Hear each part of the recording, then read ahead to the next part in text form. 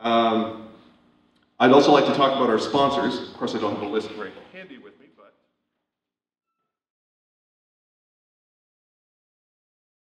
now I do. So starting with the Platinum sponsor, Therefore Interactive. Thank you very much for being a Platinum sponsor this year.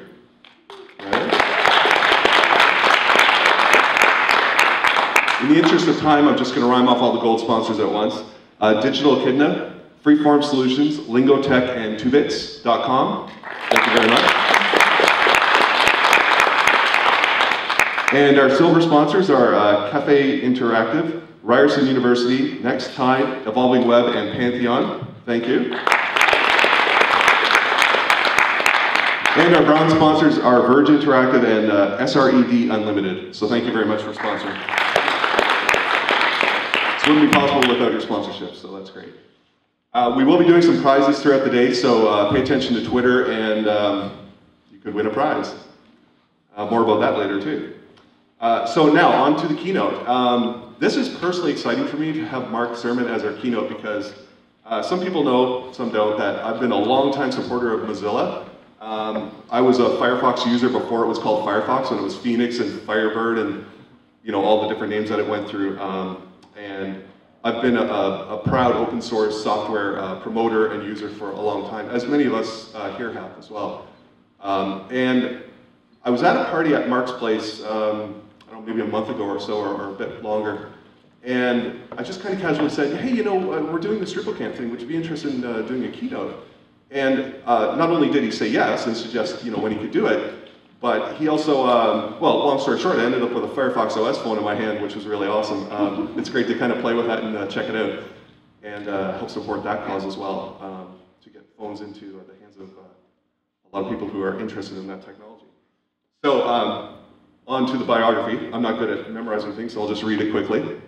Mark Surman is a community activist and technology executive of 20 plus years. Mark currently serves as the executive director of the Mozilla Foundation, makers of Firefox and one of the largest social enterprises in the world. At Mozilla, he is focused on using open technology and, and ethos of web to transform fields such as education, journalism, and filmmaking. So without further ado, welcome Mark Surman.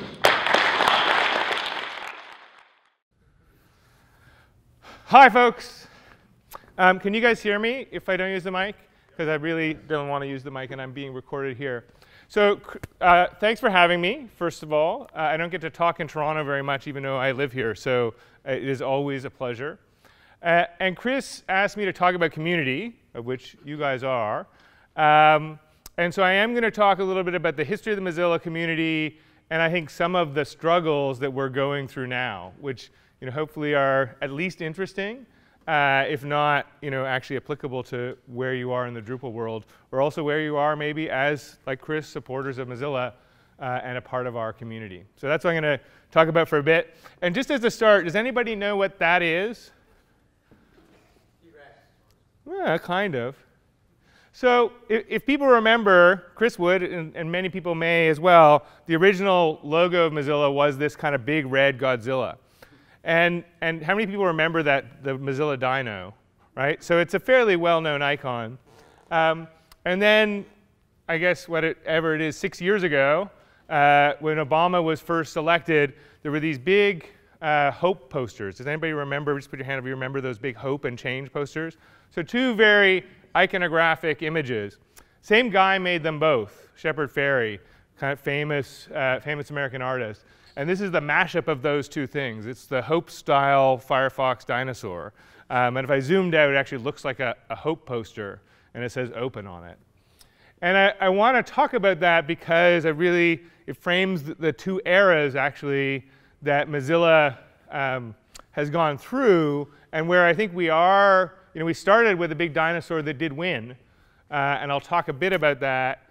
But we also, I think, have been looking for and finding where hope is going forward. And that's the moment we are in and struggling through right now, which hopefully leads to the other version of that famous Obama poster, which is change. And I want to just narrate that arc, which I think is well captured by this image. So To start, when we talk about ourselves inside Mozilla or inside the Mozilla community, as opposed to just talking as a consumer brand, which we do when we kind of come out with that Firefox web page that was up there a little earlier, we think of ourselves as a community, as a global community, people with a common cause. And this is a gathering of about 50% staff, 50% volunteers at our Mozilla Summit in Whistler in 2010. We've had one since then, although it was in 3 cities. So it was harder to take a picture, so that's why I have this one up. But you know, the scale of the community, as well as the community, which is the paid staff and the volunteers behind Mozilla, really is massive and is the key to where we have succeeded in the past and is hopefully the key to where we can succeed in the future. And what that cause is that gathers us as a community is actually this. This is actually a printout of the, what would almost for anyone be an incredibly boring document. This is our California nonprofit incorporation papers. And so I printed those out and highlighted what I think of as the key phrase. That in 2003, when Mitchell Baker and Brendan Eich and others incorporated the organization, they didn't incorporate it as an organization to create an open source web browser. They incorporated it as an organization to guard the open nature of the internet. And that's really what draws me and many people together inside of Mozilla. The browser, Firefox, really was a tool to make sure that Microsoft, or whoever the next Microsoft would be, didn't take control of the internet, lock it down, and just make it theirs, which is where we were headed. And so the people who did that, and it did, as Chris suggested, start much before Firefox, and in fact, even much before Mozilla Foundation was formed. The code was originally released from Netscape, and a community started to form around the Mozilla code base in 1998. In 2003, the foundation was formed with the idea that we had to actually put some muscle behind getting successful in the market with an open source browser. And this is an interesting group of folks. I guess I have a light on here, who were the original staff. And it's unfortunate the community, there's not a lot of volunteers in this photo. But you have, can I make the light go? I don't want to make it, which one is the light? Is that it? Ah, so you have Mitchell Baker there, who is still the executive chair of both parts of Mozilla, the Mozilla Foundation and Mozilla Corporation. Brendan Eich, who was until recently our CTO and our CEO, and happy to answer questions about that at the end if that's a topic of interest.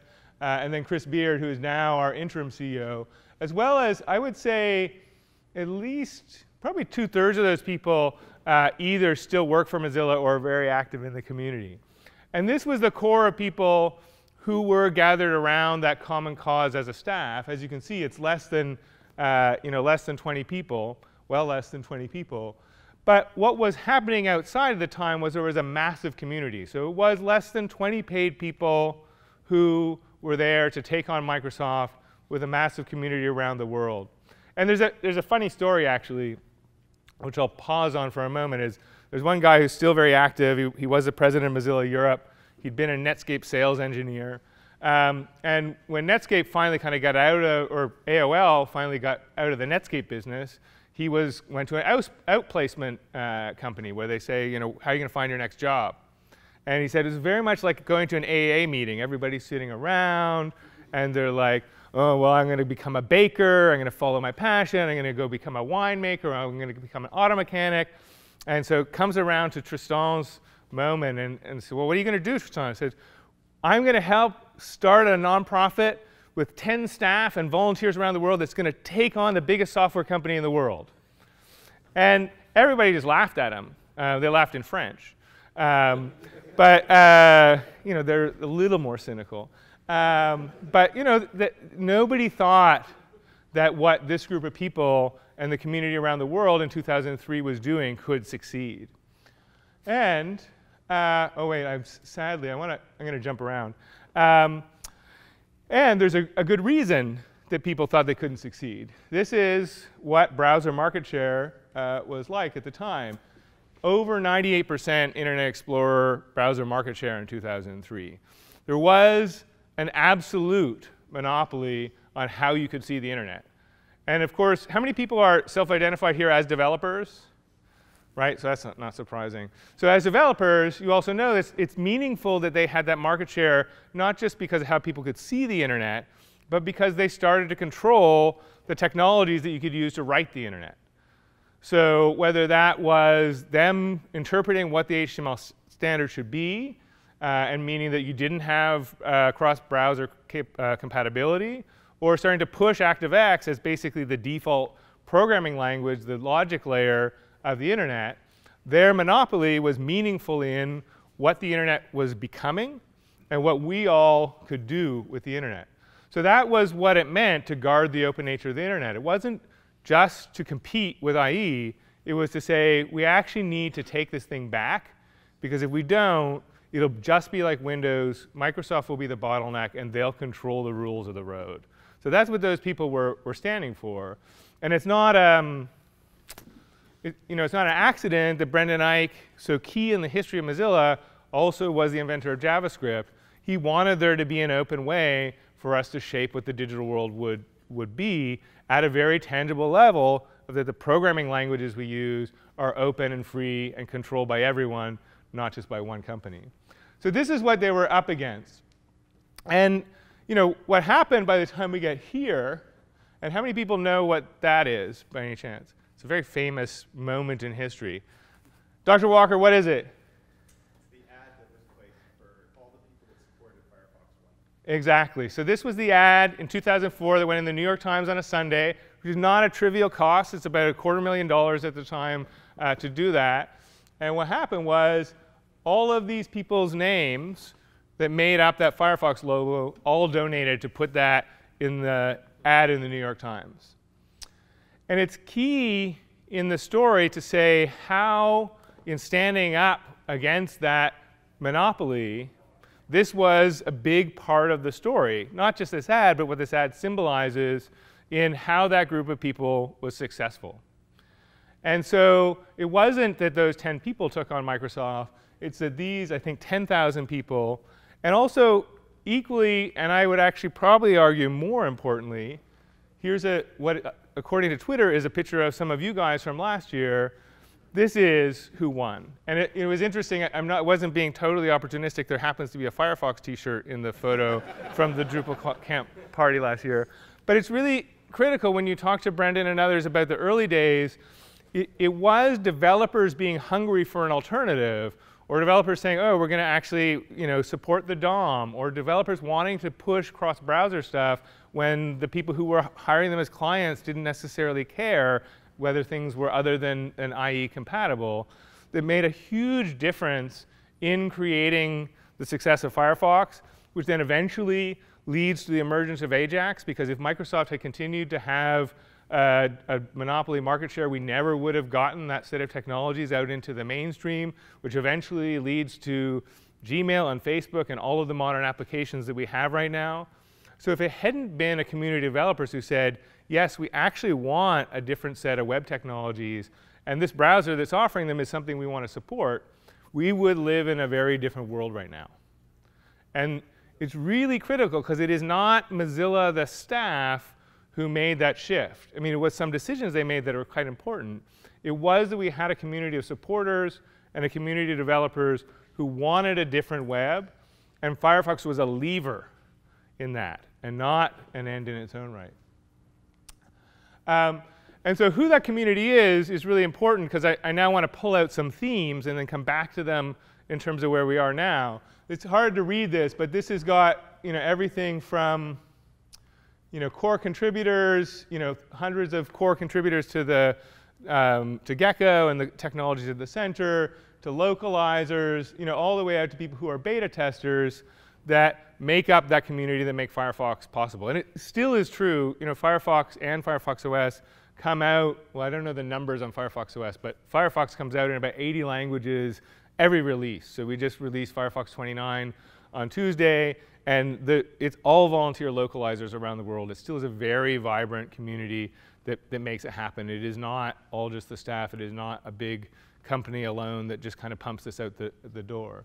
And it is all of this connection. So some themes to pull out.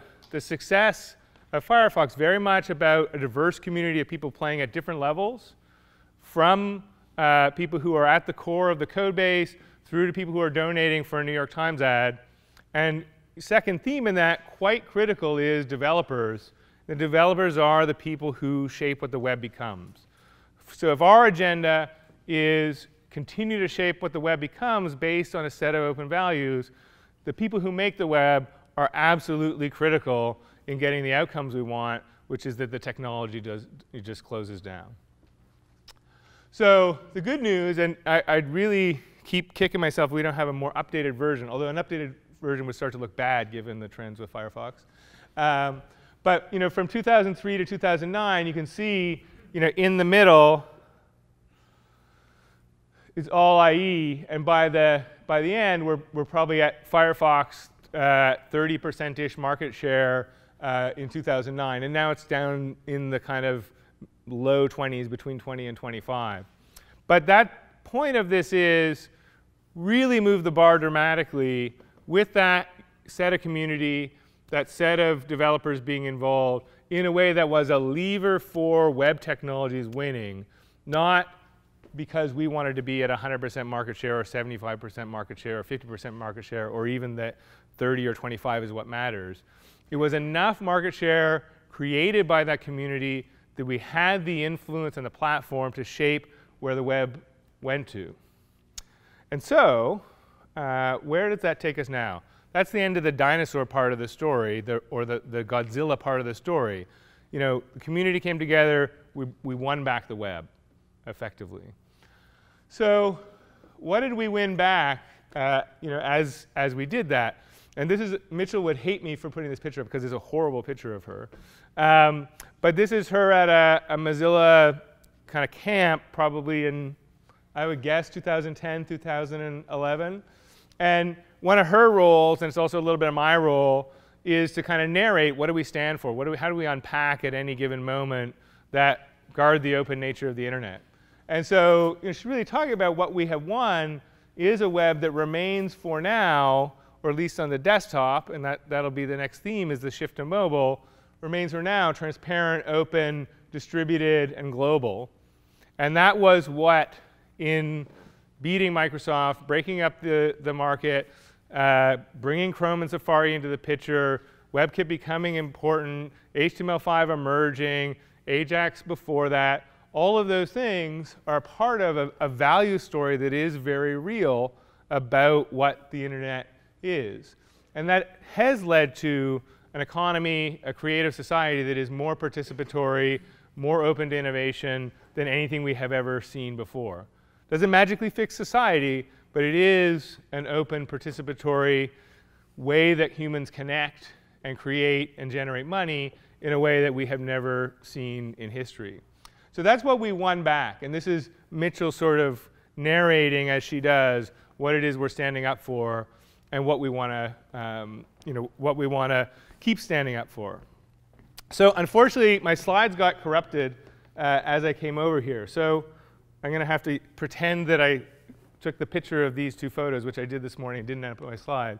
So where we're at now in terms of this stuff is much more on phones moving here.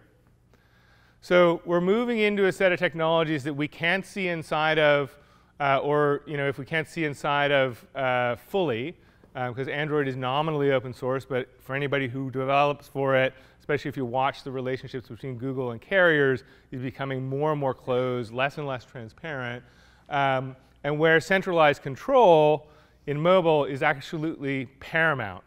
And the thing that people don't often stop to think about is the URL was the most democratic distribution mechanism for information ever in human history. As long as you could get a URL and put something on a server, and as long as over time it starts to degrade, you weren't in China behind a firewall where your URL gets cut off. But even in that setting, you do not have to ask the permission of anyone to put anything up. It's amazing. Where we are now is, depending where you are in the world, two companies control whether you can publish or not. The Play Store and the App Store on iOS. And it's a little bit different in places like China, where there are about 20 competing app stores, or maybe Amazon, or maybe Windows and BlackBerry, not really, you know, are meaningful in that. But we have gone from the most democratic distribution system in history to the most oligopic, without anybody blinking an eye. And so across this, we really, in the move from desktop to mobile, have moved from this to this. And you know, I'm lucky enough to carry 2 phones, and so I have a nice Nexus 5 running Android that I use all the time because it has an awesome camera and feels good in my hand. And I have a Nexus 4 with Firefox OS on it, which I do use as my Canadian phone every day, but is not as slick and good and is not yet competitive in the market. And if we go back to, well, I won't go back, we go back to that 98% market share for IE, this is 77% globally Android. And if you have an iPhone in your pocket, you're a part of making up the next 17%. We're not in a dramatically different picture. And in many ways, we're in a worse picture than we were in 2003, because with the way that data and network effects work, what goes with this, I mean, this phone is practically free now, given how advanced it is. It's $350, and it's an amazing phone. It's the best phone I've ever had. And why Google gives it out for $350, unlocked, it's not a carrier relationship, is that all of my data is tied into this. I can get the Nexus 6 when it comes out, or the Nexus 8, put in my Google account, they know everything about me.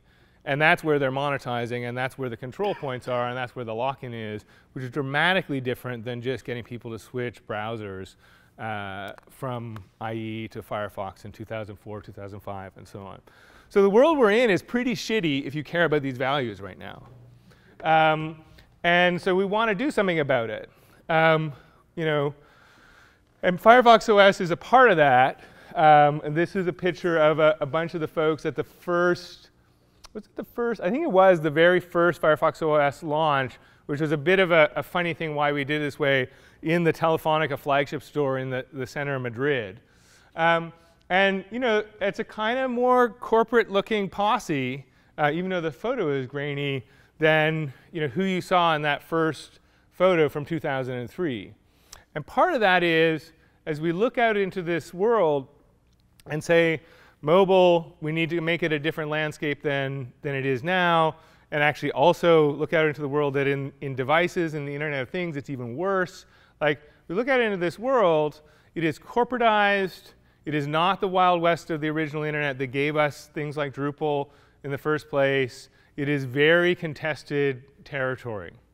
And it's scary to think about whether we can take it back. And it's not just about you know, who controls the platforms. It is also very much about data and about surveillance and about how locked in and how surveilled we are as individuals. So it's a scary kind of time. And part of, and we struggle over this all the time, part of the response to that is you have to figure out how much do you play by the rules that the system has emerged to have, which is corporate, mainstream, consumer companies competing for the hearts and minds, which Firefox did well, but it was a simpler time for the hearts and minds of everyone, because everyone is on the internet, versus community, bottom-up, disruption, leverage. And so that's the next part of this story is like, how are we playing that tension? And I think I'm here to say, and I've been through a fuck of a last 5 weeks, we are still struggling over how we win and play those tensions. Because Firefox has always been successful to some degree on playing as a consumer brand and a community. It's tougher now. And so we're in the middle of figuring out how to do that. And I think probably some of those things are true of the Drupal community as well, in that people rely on it as a mainstream business system, and it is very much a grassroots community. How you balance those tensions is tricky. So I'm just going to show a funny video for a second to emphasize the corporate side of the equation, and then I'll talk about some of the things we're struggling through. I can do it in 12, Chris. So before I show the video, how many people saw the really hilarious Scandinavian "What Does the Fox Say" video over the last year? Okay, so one of the things that happens, and I guess you may not know this because Firefox OS is not in the Canadian market, is that big part of the strategy has been, as you have to, although we're now trying a second strategy, working with carriers on Firefox OS. And why you don't have Firefox OS Devices, as the focus has been working on carriers in emerging markets where people are still getting their first smartphones. So the initial strategy is lower price, still a consumer brand with carriers, and because people don't have expectations around smartphones, gives us time to catch up to Android and iOS in those markets using price as an entry point. So that we can talk lots about that strategy if you have questions afterwards, but that's been the starting point of the strategy. That's why you haven't seen Firefox OS devices yet, although they're out in about 20 markets. And so the first carrier we worked with was Telefonica. They own a big part of Latin America, a lot of it under a brand called Movistar. So here's an ad that Movistar just released for Firefox OS.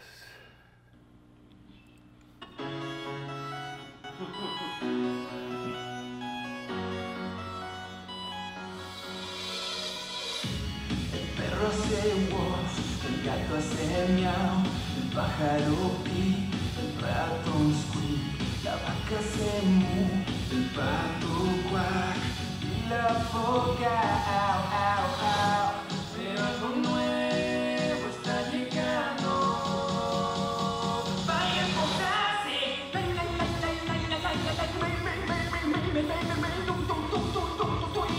Firefox hace.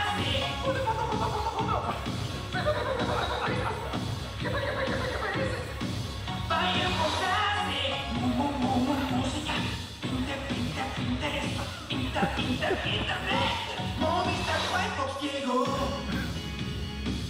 Tu primer smartphone prepago es Movistar Firefox a solo 29.990 pesos. Movistar, compartida la vida es más. So is that the open source project you know and love?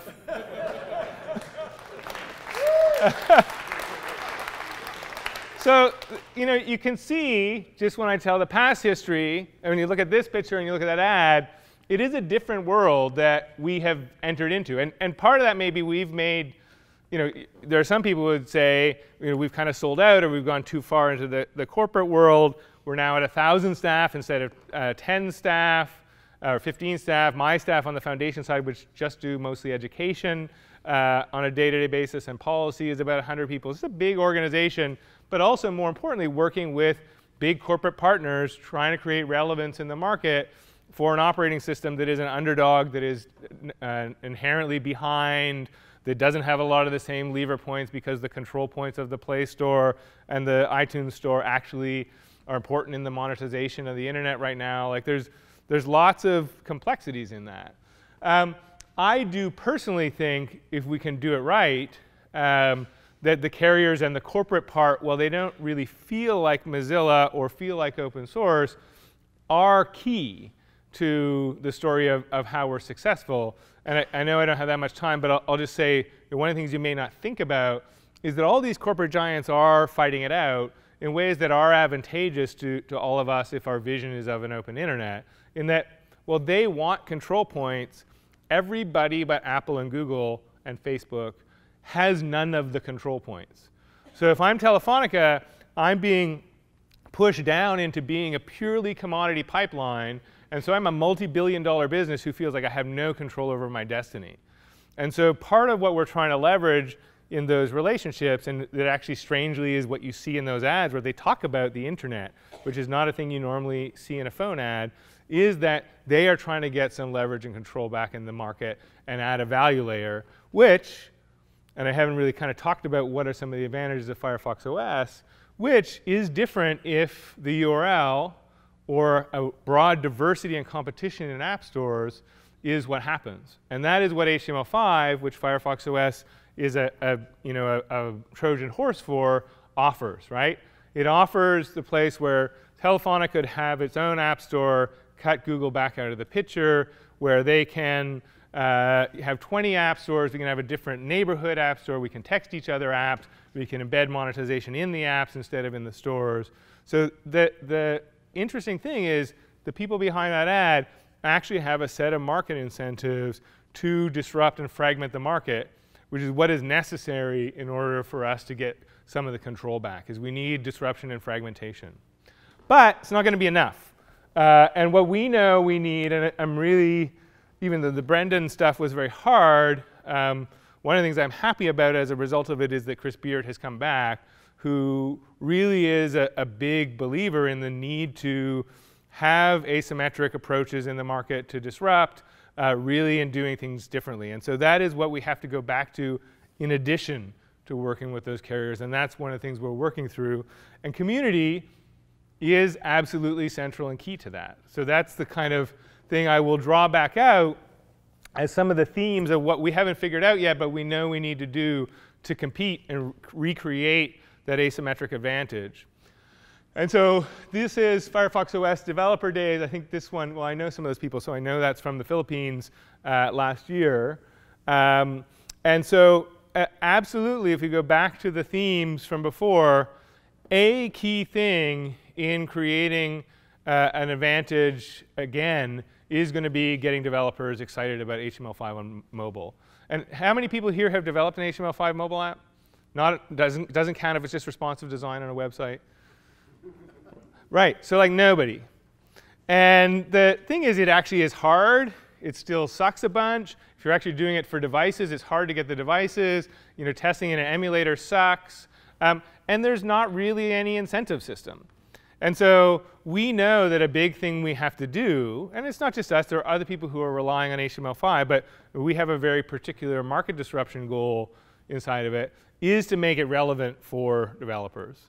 And so we know that building a community of developers, not in a Microsoft certified developer sense, but in a sense of people who both want to move the goal forward and see an opportunity for their creativity, see an opportunity for their businesses, see an opportunity for their clients, is one of the key pillars of figuring out how to make Firefox OS and HTML5 relevant. And here, you know, it is harder because the devices are not in market and there aren't meaningful targets for HTML5 mobile apps. So, you know, there is a chicken and egg. Here it won't happen as fast. But even in places like India, where, and people probably here don't know this, we will this year, within Q3, come out with a $25 Firefox OS smartphone. So think about unlocked, not subsidized, $25 smartphone. It's basically $5, $10 more than a feature phone. Even in that situation where we'll probably have 8 million, 10 million devices in market by, or in people's hands by early next year, and you know, we think we can do that, convincing developers to target that is actually really difficult, both because of the surface area to develop for in the market and because of the technology. So we know that is key. Building that community and making the situation better is key. But the other piece that we've taken on, which I think, and some of us agree, some of us don't agree, is going to be different in this era, is getting more and more people to understand the technology behind the web. And maybe it's actually different in the same, where it isn't just professional developers who shape what happens. It is about, and so this is our kind of Mozilla WebMaker program, which is building a grassroots community who is teaching people web technology, programming, but not teaching people who want to be developers, teaching shop owners, teaching kids. And to me, unless we can also find a way for tens of millions of people to see that having more control over their electronic environment is helpful to them, we're not actually just with developers going to create the kind of leverage we need. And you did see that in the early web with things like GeoCities and Tripod, that people just picking up HTML was really key to the explosion of long-tail content that made the web in part what it was. We think that unless you also do that on mobile, you're not really going to get the kind of disruption you need just by talking to developers. And because most people don't actually shape what it is that they have on their phones. They just use Instagram, they just use Facebook. So a big part of it, in addition to going after professional developers, is building a massive education program and getting amateur developers using their devices in new ways where they're creating apps or creating more advanced content, and building authoring tools into Firefox and Firefox OS targeted at those amateur developers. And so we would actually give people more power, more control, more programming ability in ways that go head-to-head with Instagram and Facebook. So that is another key. We want the developers, but we also want the fan base, which is effectively who put that ad in the New York Times in the first place. And then the third thing I'll say, and then I'll make a kind of just wrapping comment, is we need to, and I don't know how the Drupal world does this, get much more structured about, in this era, what our community is, who our community is, and kind of how we work with them. And so just here on this laptop, it's again in the Philippines, says Mozilla Reps. And a really brilliant guy named Pieros, who used to work at Red Hat, brought over a Red Hat program, which was about a very, very structured community program, which in the Mozilla instance is called Mozilla Reps, where you have to commit a lot of time and compete to basically be the leadership of the volunteer community. And it has been incredibly successful in figuring out both how to organize and discipline a global community of thousands and thousands of people, but also how to push back on the foundation and the company to make sure that community is key in our strategy in the future. And so I would say developers, amateurs, taking control and learning how to use the web, but then also a disciplined and organized global community are three key pieces of complementing our corporate strategy on Firefox OS. And none of those are things we're good at or have figured out yet. But those are areas of a need for extreme focus. And a big part of how we have to make that work, and it is different in Drupal because it is a lot of small companies as opposed to one big foundation, one big company, is as we grow, really embedding those volunteers back inside of the staff part of the company, which is where we were 15 years ago or 10 years ago in the creation of the foundation, I guess. And so this is my work week that I just came from yesterday. This photo was taken in San Francisco yesterday morning. And partly it got corrupted in my export. There was a bigger picture of about 100 people who are my team. This is a zoom in. And a really critical thing, I think, for us as we go into the next era is that here, and then a bunch of people over here are those volunteers, are those Mozilla reps in our core staff meeting when we're doing global staff meetings. And a really key thing you don't see many companies doing in open source is making sure you structurally build in volunteer leadership to the actual operation of the organization in a core way. And so that is, I think, the thing for us to be doing and for people to be watching to see whether we do successfully. Because I do believe if we can build that community DNA back into who we are, actually at a leadership, day-to-day operations, and strategy level, and tie that with the kind of corporate partnerships we're doing, we might be able to make a dent in moving back towards the values we stand for in mobile.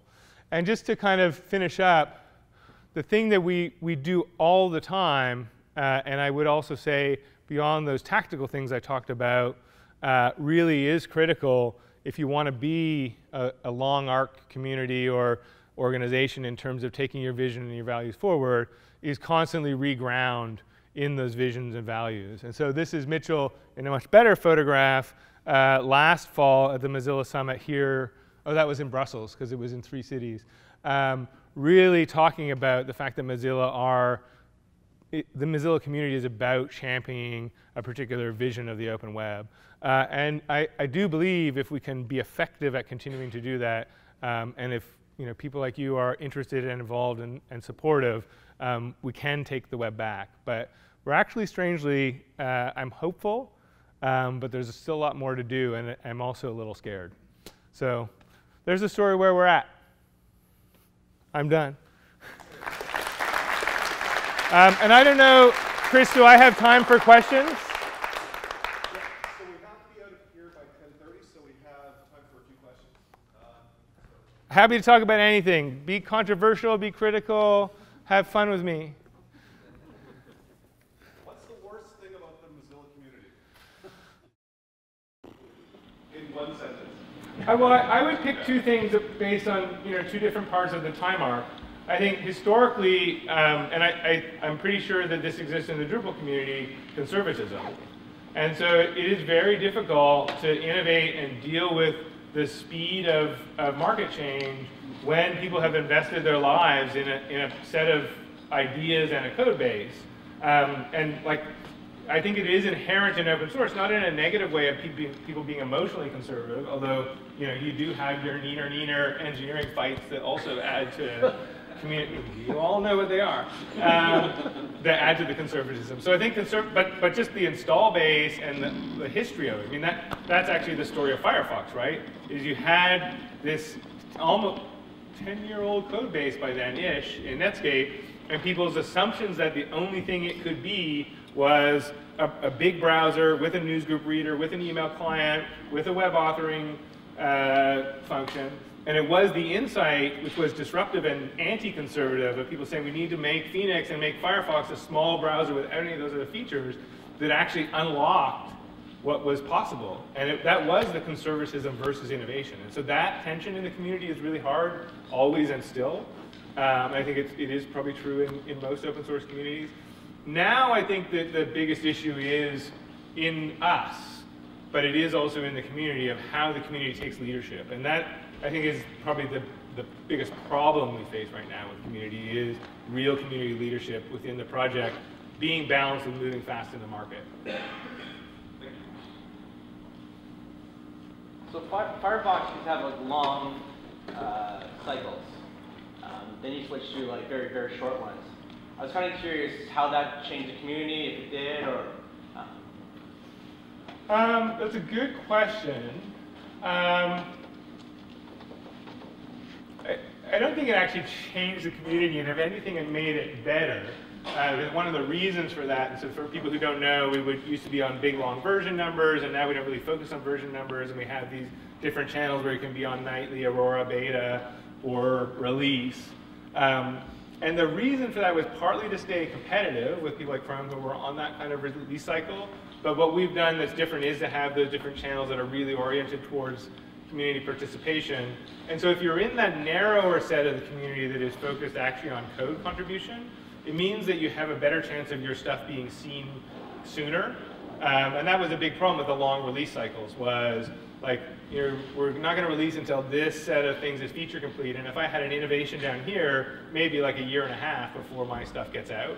So there is if you actually have a patch or a feature or an idea that makes it through, that actually happens faster. And weird things have happened as a result of that then create tensions, especially on the company level, where like third-party cookies became very controversial as a thing, which was a volunteer contribution that got in fast because of that faster release cycle. So you had somebody who had a particular set of political values around tracking who actually got a patch in and it got out fast and created a controversy in a way that I think was positive and was related to that release cycle. Others? Sir? Kind of a broad scope question, very forward looking, just for your personal opinion. Now, I don't know what the stats are, but 1-point-something billion people have access to the internet or something like that. Getting to 2. Getting to 2. But I don't know what the stats again are specifically, but in 10 or 15 years, it's going to be near 5 billion. 5 billion in 10 years. Okay, in 10 years, perfect. So knowing that... And 1 trillion sensors in 10 years. Which is crazy. So knowing that, and knowing that all these extra billions of people are mostly coming from emerging markets, developing world, how do you think that's going to change things? Because that's inevitably going to change the structure, the fabric of everything. And how do you see that? It is already happening. Yeah, so I know people heard the questions about how is the fact that most people who will come, the next 3 billion people who come online will come online in emerging markets and will almost completely with mobile devices, not with ever seeing a desktop in their lives. And so that's the reason Firefox OS is focused on emerging markets, is we know that how people adopt and use smartphones will shape what the internet becomes, in the same way that developers developing for the desktop browser shaped what the internet became in the last 10 years. And so it is beating Microsoft, Ajax, Facebook that then shapes a lot of what we have as the internet today, right? That's actually the chain of events. Zuckerberg probably doesn't sit in Harvard and develop a full-featured application like that without Ajax, and Ajax probably doesn't happen without JavaScript because there's a J in Ajax, and JavaScript probably doesn't become pervasive unless IE gets out of the way. So that set of chain of events, you have to look at it in emerging markets and like what is going to shape what the internet is in those places, and it's why Firefox OS is emerging markets focused first. It is why I'm concerned with amateur developers as much as professional developers, because if Instagram and Facebook win for those next 3 billion people, then there's no way for people to actually hack what their digital experience is, then I think we have a different internet than the one we want. So I don't know all the answers to how. We believe how people adopt smartphones, what the smartphone ecosystem is going to be key. Another thing actually I really believe is critical. So one is about authoring, and what does authoring for those next 3 billion people look like, and what do they author? The other is distribution. And so if the centralized control points become what's normal for that next 3 billion people, as it is for us on smartphones, I don't see how we're not fucked. Well, no, I was just thinking, with the thing that scares me too is with recent Facebook changes of app interlinking becoming completely. At least we could get a link from an app out to the web, and if that is pervasive, we're completely out of it. Yep. No, and so that's what, if we care about that not becoming the case, because whether it's Facebook or China, the same set of fragmentation of the internet is happening. If we care that that doesn't happen, we need both real market strategies, because we are competing in consumer technology, and I don't just mean we Mozilla, I mean anybody who cares. We need real consumer product strategies that have a set of values built in, and we need a massive and organized community that can disrupt the power of Facebook and China. So if you think that Tristan had it tough in that outplacement thing where he said he was going to take on Microsoft, the odds are shittier now. But it doesn't mean that we shouldn't try. One last question. What's your take on the Amazon phone? I know that they said they might even give it away free with Prime, and have you ever considered applying with the... So it would be interesting. I haven't looked enough to how the HTML5 part of the Amazon store looks how it works, and I know we are studying that. I know that it's kind of very weird. Android, plus they have an HTML5 store, plus their own kind of control points. They're trying to be the third player in the market. That's obviously what the strategy is.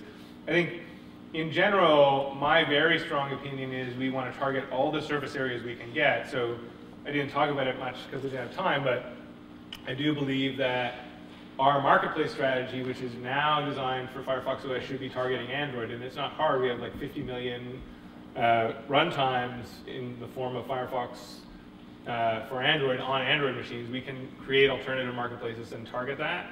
And I would imagine we want to try to treat Amazon in some similar way or work with them or whatever. So I think we're open to all those things. Like how you build a strategy and allocate resources, and whether there's disruption opportunity and or commercial opportunity in there that aligns with our values is how we would filter that. Okay. All right. Thank you, Mark. Thank you, Chris. Thank you, everybody. I know we're going to get out of here now, but I'll be around for another 15 minutes if people have other questions. We can talk in the hallway or whatever. Next session starts at 10:45.